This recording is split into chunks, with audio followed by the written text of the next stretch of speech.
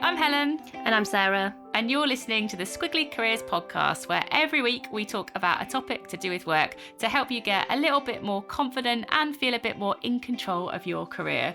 And if it's your first time listening to the podcast, you do have a few episodes to catch up on. But don't worry, because every episode is supported with a pod note and a pod sheet. So you can listen and absorb and hear our stories and hear all the actions we've got for you. And then you can download the pod sheet and it will just help you a little bit more with your reflection, and maybe it'll give you something to talk through with somebody else as well.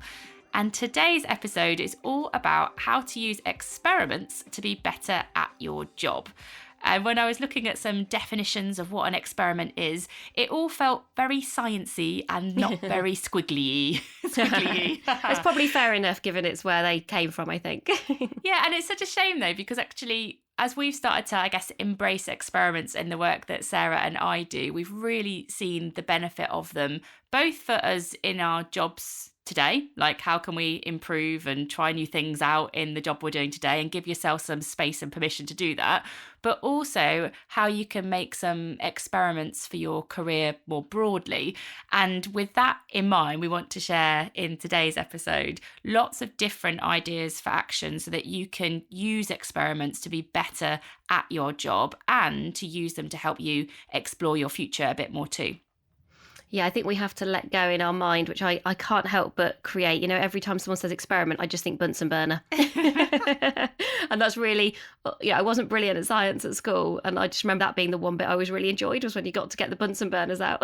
I don't know if you know that, I got a D in my science GCSE. Did you? Yeah, I retook it because I was so embarrassed about it. I retook it over the summer and I got a C. So not much better.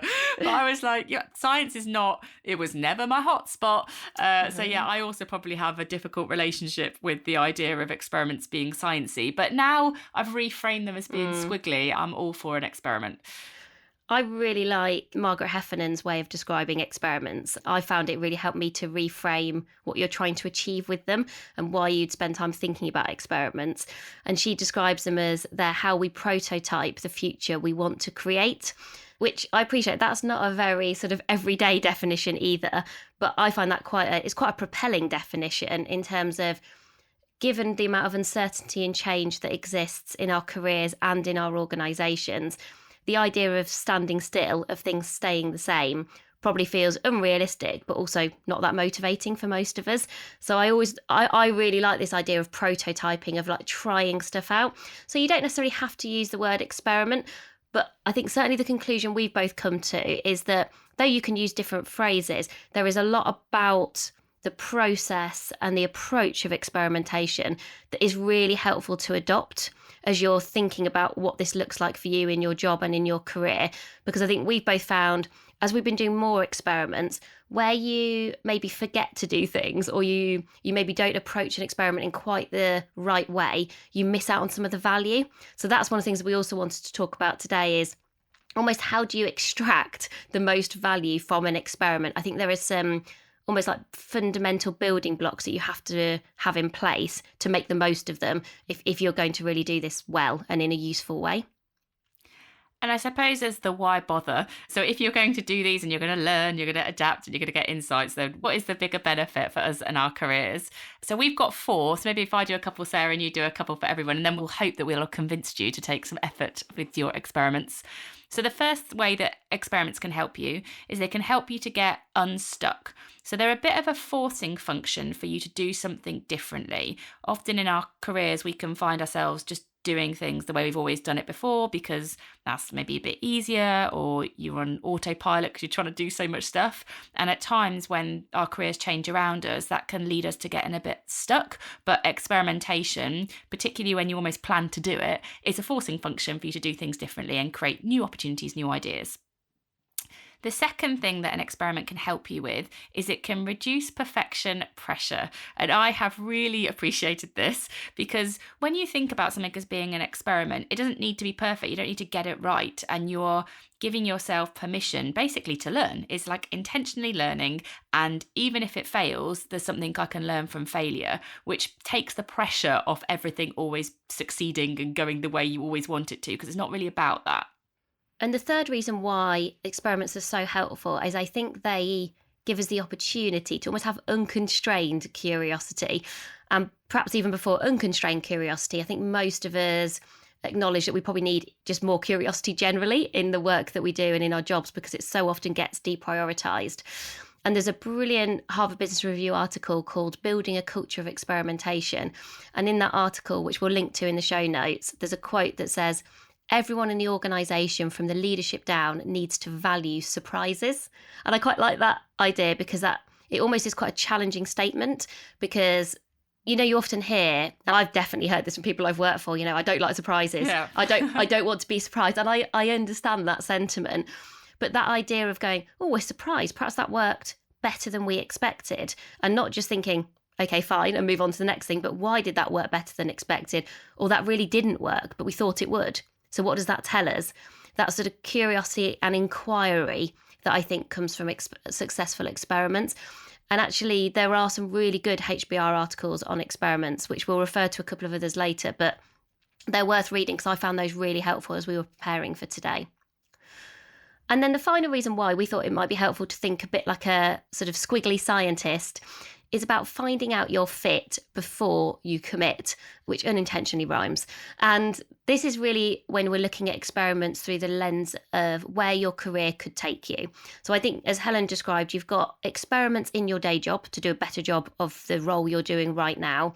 And then you've got, well, how could you experiment with exploring your possibilities, about thinking about your career?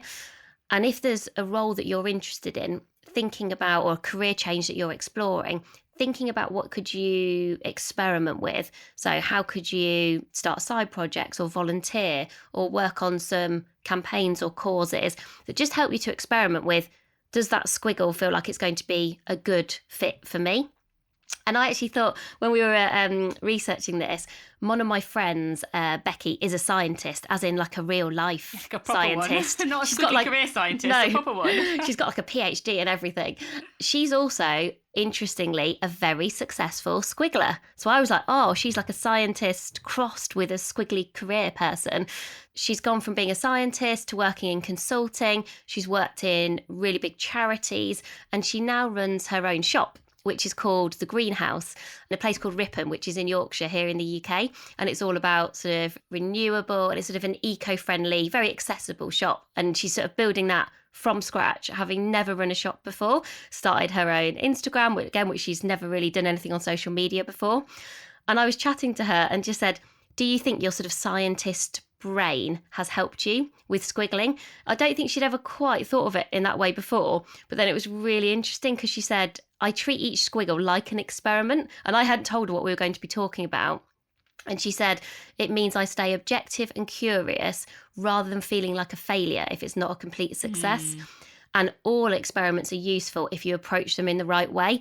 And then she shared loads of really good top tips with me on like applying her scientist brain to squiggling. And I thought, right, that is absolute gold dust. So we're going to take lots of that, and we'll perhaps turn it into a LinkedIn article. I'll perhaps ask her to write a few of those things. We'll put those things on Instagram. But you'll hear a few more examples from her as well as we get into our top tips. But I just thought it was interesting to sort of find a person who sort of had both of those things. That was me testing my hypothesis that if you're a scientist, you can squiggle successfully, which I've decided is true. So we've got 8 top tips for you now so that you can put this idea of experiments practically into action in your career, and we'll talk them all through in turn and try to bring them to life as much as possible for you. So tip number 1 is to always have a hypothesis. This does go back to like science at school stuff, really. You need to know what you're trying to prove or disprove. Otherwise, it's just sort of doing something because you can do it. But you've got to really understand what is it that you're trying to learn by doing something differently. Yeah, I had a previous manager who was very good at always saying, what's the essay question here? Or, be really clear about what's the problem you're trying to solve. And sometimes I think we are so keen to get started, maybe particularly if you're a doer. We've talked before about thinkers versus doers. And so often our tendency is to jump straight into action, to feel like we're making progress. And I think if we haven't got the clarity on the question and the hypothesis, you've sort of skipped a really important stage. And I've a few times, I'm a natural thinker, so I always want to do this. I'm naturally drawn to spending some time figuring this out. But a few times I can think of examples in my career where I haven't, and I haven't because there's been that pressure to make progress. So I was just like, oh, I sort of think I broadly know what I'm trying to achieve, so I'm just going to get started. And then things have got messy and taken longer, and I've really regretted it. I can think of some really specific projects where I haven't done this, and they've been experiment type projects. And then I've gone back and almost had to, almost like connect some dots in sort of slightly unhelpful ways. And people have asked questions where I thought I should know the answer to that, but I don't, because we just sort of try to get tasks done too quickly. I think as well, when you're trying to test something and you're trying to have a hypothesis, it's useful if you're trying to just sort of test one thing at a time. So let's say I'm testing a new way of presenting, and I think, oh, what I'm going to do today is I'm going to practice and experiment with a new presentation software. So I'm not going to use PowerPoint. I'm going to do something completely different. And at the same time, I'm going to experiment with standing up when I present rather than just sitting down. And I'm going to experiment with only asking questions, not giving answers.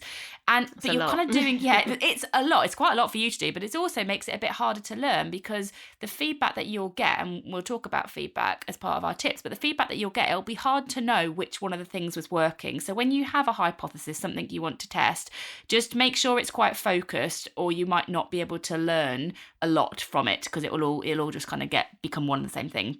But to give you an example of something that we were trying to sort of test and experiment with, one of the bits of insight that we have is, and if you're a regular listener, you'll probably know this, we produce quite a lot of assets, a podcast a week, a pod sheet a week, lots of different sessions, lots of different social media posts. And we had some insight that it can be difficult for people to find, there's so much stuff that people sort of don't know where to start with some of the squiggly resources that we put out into the world, which is maybe a nice problem to have, but we want to make it easy for people to get the help they need. And so we were experimenting with, could a Squiggly Career Knowledge Navigator be a useful tool?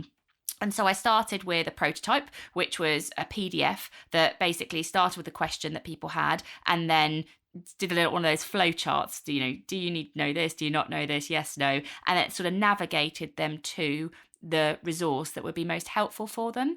And doing it as a PDF meant that it was something I could do quite quickly. And the thing we were trying to test was this useful? In light of the insight we'd had about people finding what they needed to know, was this a useful way of helping people to navigate the Squiggly Career knowledge we put out there? And the answer was a big yes. Loads and loads of people loved it. Now, do I think that is the right tool? No. But do we now know that some kind of knowledge navigator, maybe it sits on our website in the future, or maybe, it's a bot, or we don't know what it is, but that idea of knowledge navigator is definitely useful for people. And we had the hypothesis, and we put something into the world that sort of proved that point. So our second top tip for experimenting is have an execution to experiment scale. And this is something that has worked really well for us at Amazing If. So we're essentially sharing something that we've been doing because we see how helpful it is. And ironically, this is not an exact science, even though we're sort of learning from scientists today. But in everybody's job, I think you have a range of projects that you're doing as part of your role. And some of those projects are not the place to experiment. And now somebody might argue differently with me. I don't know. Someone might say maybe we should have experiments as part of everything that we're doing. But certainly in our experience, what we found is there are certain things where it's much more about execution. It's about getting things as close to right first time as you possibly can. Maybe it's about more incremental improvements. Maybe it's more about efficiency. And that's what you're trying to achieve with those things. And almost being clear about what's at that end of the scale. Maybe what are the projects you've got that do sit more in the middle, where there's some opportunity to experiment, perhaps with a certain part of what you're doing. To Helen's point, you can have really small experiments. And then there might be projects as a whole where the whole project is an experiment. Like, so everything about it is about experimenting. And I think having that very clearly understood for yourself, but also having those conversations as a team and with your manager can be really useful. So we found that really, really helpful in terms of just the conversations we're having within our Amazing If team. So at one end of the scale, we've had an experiment project, which has been our Squiggly Career Advocates Programme, and that has been a 9-month experiment. So that's definitely kind of one end of that experiment scale that we were talking about, experiment to execution scale. Then in the middle, we probably have things like our workshops where we're continually trying to find small kind of micro experiments about how can we experiment with either maybe it's new technology, new ways of getting feedback, new ways of people interacting in those workshops. So there'd be, let's say in an average workshop, there's a lot about just executing and doing a brilliant job, but there might be one thing that we're experimenting with. And then there are some things which is all just about executing, where it's maybe something that we've done before and we just need to get right. Perhaps it's things like after we've done workshops, we send out playlists of things to read, watch and listen to, and we just want those to work effectively. We want all the hyperlinks to be correct, and we want our partners who we work with to get those really quickly. So there's not loads of room to experiment with those right now. And it doesn't mean that that's not a dynamic scale and that things don't change. But I think so often we sort of don't look at our role through the lens of that execution to experiments. And just by us doing that, I think we have done some things differently, but also identified more opportunities to experiment as a result. I'm just in listening to you, I've got a matrix emerging in my mind, Sarah, because that's how my weird little brain works. Whereas I was thinking, I might put this into Monday morning matrix. We're recording this on a Monday morning matrix, just what everyone needs in their lives. I was thinking about, I might share this in Pod Plus this week actually, if anyone who's listening that wants to come and see the matrix in action. But I was thinking about autopilot and adaptability. So for example, I don't think executing on autopilot is great for people, because that's where, you might make mistakes, you might get bored, you might miss opportunities. Whereas actually executing and adapting in some way, so you're getting feedback. It's not, executing is not a bad thing, but you kind of want to be able to adapt a bit as well. And I think that also experimenting and being adaptable, that's when you're going to learn the most. So you're taking those insights and you're doing something different with them. I feel like that might be a really interesting spot. I'm going to play around with this matrix. We'll see. Come to Pod Plus. Maybe I'll experiment with a matrix and people can give me some feedback. Is that experimenting on experimenting? Well, one thing for you to think about as you're designing your matrix, I was just reflecting on there, is I wonder, maybe based on our experiences in our career so far and your tolerance to failure, like how frequently have you failed before, probably really impacts how you feel about experimenting more frequently. Because I think certainly when I've reflected on this for myself, working in quite big organisations where I wouldn't say there's a real culture of experimentation, I don't think that's that unusual. I've done some jobs that had more experimenting in, and that's probably helped me. But even the idea of failing feels quite hard for a lot of us. Whereas probably there are some people who have done jobs or maybe been in certain organisations where there's more of an experimentation culture. So I think we're all going to bring our own sort of sense of how do we feel about experimenting? How uncomfortable is it going to make us feel? How stretched will we be? And I think just recognising that is helpful, because I've certainly found we have done so much more intentional experimenting in Amazing If over the last year. And I found that much, much easier now than I did 12 months ago. If I think about where we were 12 months ago with it, I still found it really difficult. This almost like the idea of some things will fail along the way and you're a bit less in control. So I think you have to let go of a bit of control, which I always find quite hard. So I think there might be like a feelings element to the matrix as well, just to add in a new dimension. Well, I will play around. I'll play around with it and we'll see. Yeah, I'll have fun. Experiments can be fun. So the third idea for action and kind of tip for you to take away is all about labelling and letting people know when you're experimenting. So for example, let's take that idea forward that I am going to do something with this matrix, and it's going to happen in Pod Plus the week that this podcast comes out. So that's every Thursday morning, 9:00. And I don't let people know. So I go, here's a model, and I talk it through, and people are thinking, this model does not make sense. This is not a helpful model. Helen's gone a bit rogue. That's not really helpful for them. It's not really helpful for me. Whereas if I said to people, I'm just going to try a new tool out that I've been experimenting with to see whether it helps to bring any clarity to this topic. Let me talk it through. And I bring it to life for people. Then I'm sort of getting more buy-in from people. They know what I'm doing. They're sort of primed that it might not be perfect. That takes the pressure off me. And then I can just sort of say to people, what do you think? Does it work? Does it not work? And so when you label and let people know, it's sort of better for them and better for you. It means that you're priming them for feedback and you're taking that pressure off from people at the same time. I do this quite a lot in workshops, actually. And I'll say to people, oh, I'm trying something out for the first time today. I'd love to get your thoughts on it. I feel like it's just better for everybody when you label and let people know that an experiment is coming. Well, even yesterday, you shared with me something that we're going to try on Instagram over WhatsApp. When you shared it with me for some feedback, you were very clear. We are experimenting with XXX. And then you'd got a specific question for me that you wanted me to feedback on. And I found that really helpful, because if I had looked at that through an execution lens, my feedback would have been very different to when I looked at it through an experiment lens. And so then I could be much more helpful for you. And also you do have more freedom, I think, when you're experimenting. Like, oh, I get we're trying some new stuff out here. Let's think about how we can be helpful for each other. What's going to be useful at this point? Because we never want to slow experiments down. We want to kind of get them out into the world, because until you get it out in the world, you can't learn from it. So of course you want your hypothesis first, but you were very clear in describing to me, well, what are we trying to do here? And then saying, oh, and what do you think about this? I was like, let's do that thing. And then very quickly we moved on. I mean, we did that over 2 or 3 messages in WhatsApp. So I think that was a good example of where you'd labelled something. And I actually didn't know that beforehand. So if you hadn't told me that, I think you'd have got a very different response from me. Probably not a WhatsApp message, probably more of a voice message, which probably it definitely controls the critique. And obviously Sarah loves giving feedback. So I think I actually particularly found it quite helpful, because it's sort of like, hold the critique and help me with the experiment is a slightly different positioning of the support that I need, particularly from Sarah on certain points.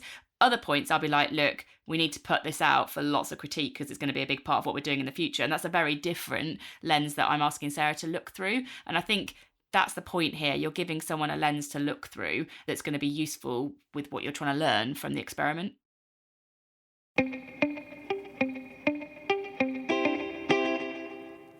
And so our tip number 4 is about finding your experiment energizers. So I was reflecting on the most successful experiments that I feel like I've run or been part of, either in my jobs or thinking about my career and my career possibilities. And I do think there are some people who are naturally brilliant at experiment energizing. They are the people who help you to build better experiments. And that's because they ask really good questions. They motivate you. They're really good challengers. Often they're on your side and they're sort of trying to support you to succeed. You know, there are some people where I think every time I spend time with that person, if I'm trying to do something new or that's making me a bit uncomfortable or that might fail, I feel like just spending time with that person will make that experiment better, because perhaps they'll remind me that I've not been clear about the hypothesis, or perhaps they'll just ask me a question about, well, are you clear about how you're going to measure the right things as part of this process? And they've got the confidence and the clarity to do that. Always easier to not be in it, isn't it? It's always easier to be an experiment energizer than sort of running it yourself. But I do think some people have this as their natural super skill. They sort of appreciate the opportunity to, like, it's quite playful. Actually, when you read about experimenting, and I was watching a really good TED talk again from a Nobel Prize winning scientist, and he actually talked about, like, there's even the word play in the TED talk description, and this idea of being quite playful and having that freedom when it comes to experiments, I think is quite important. I was reflecting that often my tendency might be to sort of be a bit of a solo experimenter. So I think I really enjoy experiments, but quite often by myself. And there's a few challenges to that. Sometimes it means you hold on to your ideas too tightly. But I've learned, I think my experiments are always better when it's not just me. But that could just be one other person, or it could be 50 people, and that might change throughout an experiment. And so when we've been doing things like, we've done some Squiggly career stories over the past 4 or 5 months, where we've been asking people to do a sort of video story of their career so far. And that's been a really small team of us sort of experimenting with those and making those happen. But I've also ran that idea past a few people outside of Amazing If. And those people have different roles, I think. Some people are more about making that experiment happen, like our Amazing If team are there to make that experiment happen. But those external people are the people who've made me think, oh, well, maybe we could do this in a slightly different way, or have we thought about, or what would happen if, all of those really useful questions that I think just propel your experiment into new areas, new territories, encourage you to explore as many different things and learn as many different things as you can as you're going. So if you're thinking about whether it's for your career or your job, it's sort of that question that we come back to for a few different areas, I think, is Like, have you got the right people around you? Someone actually emailed me after a workshop last week, and I was talking about, one of my strengths is I love starting stuff from scratch. I love a blank piece of paper. And they emailed me afterwards sort of saying, like, how do you do that? Because they were sort of saying, I'm the opposite. And it was so interesting because then this person also said, I want to sort of experiment and have some like new ideas, but also I've got a deadline of 3 weeks. And I was like, okay, well, you're putting yourself under a lot of pressure to try and experiment if you've got very clear deadline and also very clear outcomes. And so I think almost choosing those experiments and then choosing the right people around you, they feel like really important things to notice as you're thinking about experiments. And when you mentioned there about freedom, experiments and freedom, it made me think actually, because freedom is one of my values and I do really like experiments and I kind of like having the space to go and do those things and run with them. And I think if you are an individual who also identifies with freedom as a value, or if you're a manager of somebody who in your team has freedom as a value, giving them some space to experiment or giving yourself permission to experiment is probably going to be quite fulfilling for you because it's going to give you what you need in terms of your values.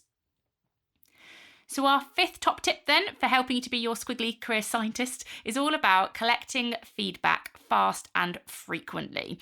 And I think this is probably the one area, well, there's lots of areas I could improve on, but this is probably top of my list. So whenever you've got your hypothesis and you do your experiment and you're bringing people in, all the things we've talked about so far, what's really important is that once you've done your experiment, you get some feedback. You've got to work out, was it impactful? Did it help you learn about the thing that you wanted to learn about? If you move on too quickly from an experiment onto the next thing, then you've missed an opportunity to gather the insight that will help you know whether this was useful to do or not.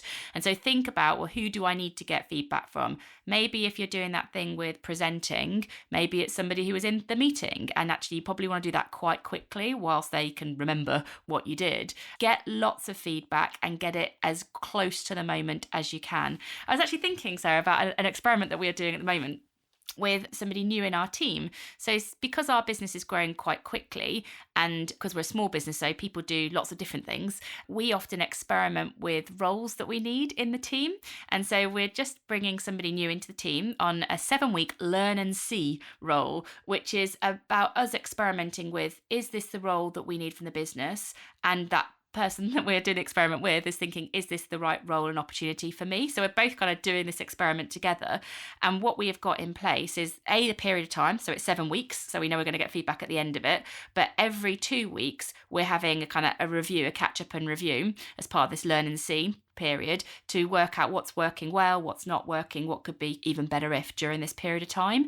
And I don't know whether at the end of 7 weeks that's going to be the right job for us and whether it's going to be the right opportunity for someone else. But we've been really transparent about that. We're getting lots of feedback along the way and it's helping us to, the aim really is to learn, and we'll put that insight into action after the end of the 7-week period. So I think that is another example for us, an experiment we've got going on in the business, but where we're collecting lots of fast and frequent feedback too. I think what's so nice about that experiment as well is it's sort of the opposite of what you'd automatically assume that you do in that scenario. So usually if you needed some quick help, often those like contracts for employing someone are quite transactional. You go with like, okay, need a freelance person or someone who can just come in and solve a problem for a bit. And it's almost like the last thing that you do is learn and see, because if you were thinking about where would that naturally sit on an execute to experiment, you'd go, oh, it's about execute. Yeah, fix it fast. It's not learn and see, is it? Yeah. Yeah. Now, I get that sometimes that might also be right. But what I think you've done such a brilliant job of identifying here is, well, we do have an opportunity to experiment. It's not so urgent that somebody has to just go in and work their way through a list of 15 things, 1 to 15 as quickly as they can. We are figuring out a role and we are figuring out what's the right role. And we've got a lot of questions and you can think about that for a long time. But probably the best way to learn, we're finding, is by doing and to get people started. So, and also you want to be, your point about transparency is really important, because if somebody coming to work with us thought it was about executing and we think it's about experimenting, then you're going to get a real mismatch of experience and expectations very quickly. So I think it's also a really nice challenge to think for yourself, where you might default. We can't help but sometimes default to, oh, we've always done things in a certain way, so that feels like that's an execute. It's just to always just press pause for that 5 minutes and just go, is it or could it be an experiment? And sometimes the answer might be, well, not now. And I think sometimes it might be not this year, but not now doesn't mean kind of not ever. There's definitely a period of time where 6 or 9 months ago, we would have had a not now answer to that exact same question. But it's really good that we're sort of continually revisiting that. And it's that unlearning and relearning, isn't it, that you've got to get good at, I think, with experimenting. So our 6th tip for experimenting is about aiming low, which sounds counterintuitive potentially, but also quite appealing, I think, in our world of relentless high expectations of ourselves and each other. And this is some borrowed brilliance from Jim Collins, who you might have heard me interview previously on the podcast. And what he describes is that when you're figuring out experiments and when you're designing experiments, essentially, try and make them as low cost, low risk, and low distraction as possible. And then once you sort of validate what works and what doesn't, then make sure you really concentrate on the things that you've got confidence in. And this comes from his book, Great by Choice. And really what he's talking about here is almost designing businesses and designing business models. But I think you can then apply this to where your career could take you, or when you're thinking about experiments, as part of your day job. I think it's sometimes quite hard to do low risk, low cost and low distraction, to tick all of those 3 boxes. Yeah. But it's a good ambition to have. I thought about this quite a lot yesterday as I was kind of reading about this, and I was like, oh, the best experiments probably do need to start in this way, because then it helps to get something off the ground, because if it's high in any of those areas, it just makes it much harder. And so I was trying to think, what's our best example of a low, like low cost, low risk, low distraction? And I was thinking probably just our business as a whole. Almost like is the longest, lowest risk experiment probably I've ever done, in that when we started Amazing If, it was low cost in that it didn't cost us anything to start Amazing If. We didn't have loads of investors, and we still don't. And we didn't put lots of money into it. It was low risk in that if Amazing If hadn't worked, and lots of versions of Amazing If didn't work, and lots of things that we didn't work, it sort of didn't matter to anyone really other than us. And it was low distraction. We'd still both got our day jobs from 2013 until January 2020. That was the period of time where we were both still doing, at least one of us was still doing other things. And so as a way to, I mean, Jim would probably say that's too long.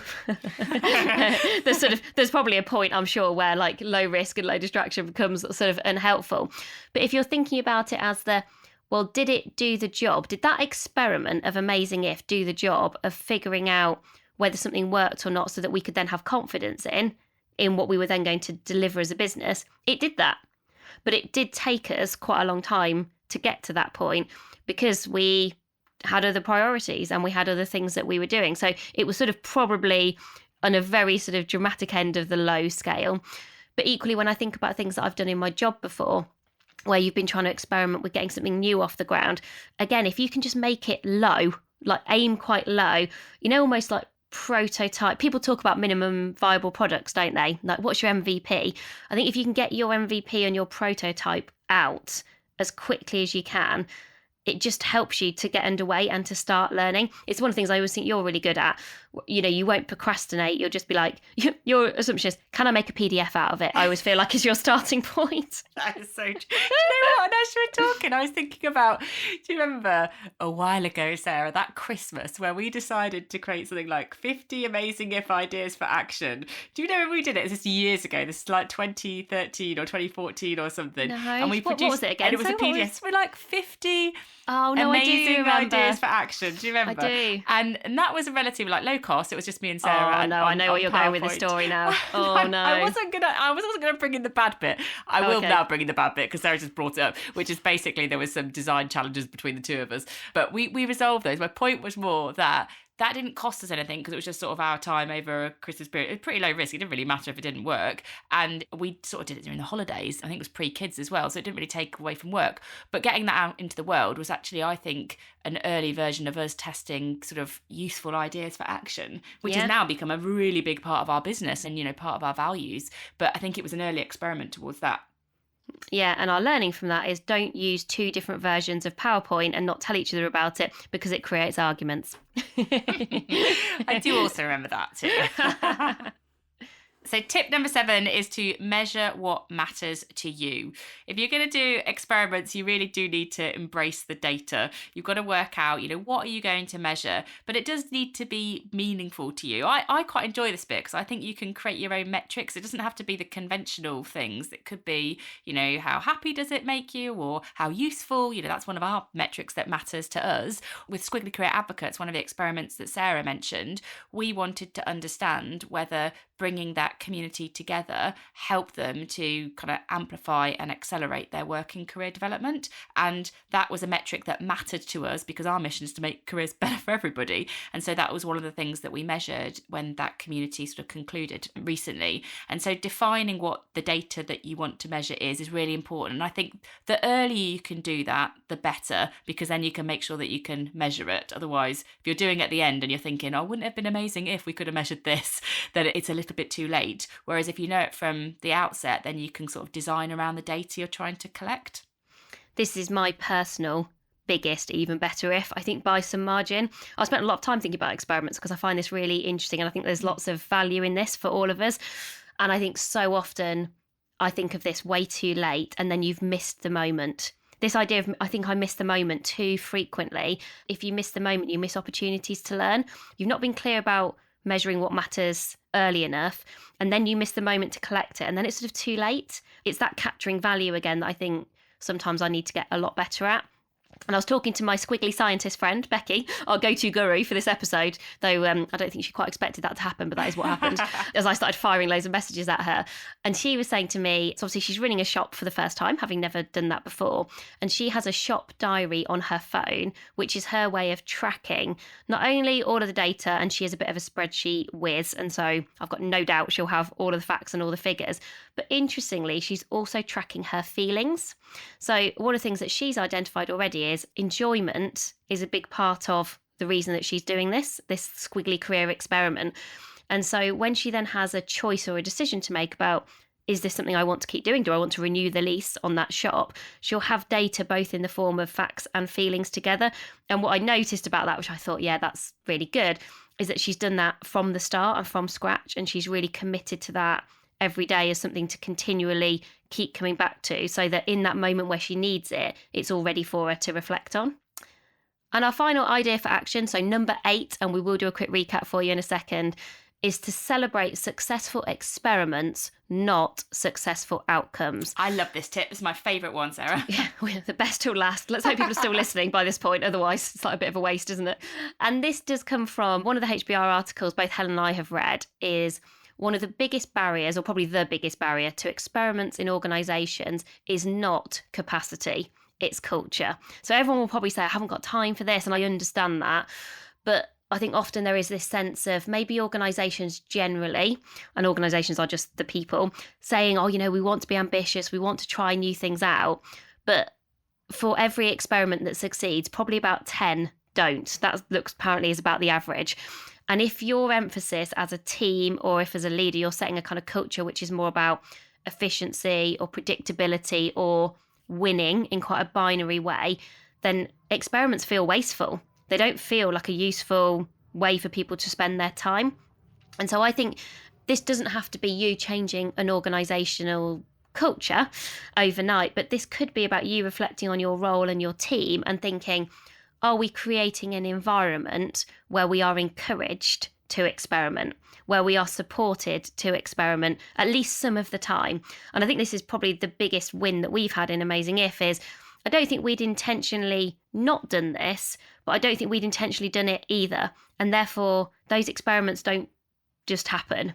I think you have got to decide that this is a useful thing for your team or for your organisation. This is going to help you to create new value, to spot new opportunities, to be better. And I think we are seeing that. I think that's probably why Helen and I is probably a bit of a longer episode, because we're really passionate about this and we can see the value that it's brought to how much we're enjoying our roles, but also the value that we're offering in terms of delivering on our purpose to make careers better for everyone. And so I think as part of this, you have got to think about, well, what does a successful experiment look like? So have you done all those steps that we've talked about, the hypothesis, labelled it, you've let people know, you've thought about the metrics that matter, you've got your fast feedback. Have you done all of those things? And if you've done all those things and it's failed, that is a successful experiment, because it's all about learning and being curious. So let's just recap then on those 8 top tips so that you can put experiments into action in your job today and to help you with your career. Number 1, always have a hypothesis. Number 2, explore your execution to experimentation scale. 3, label them and let people know.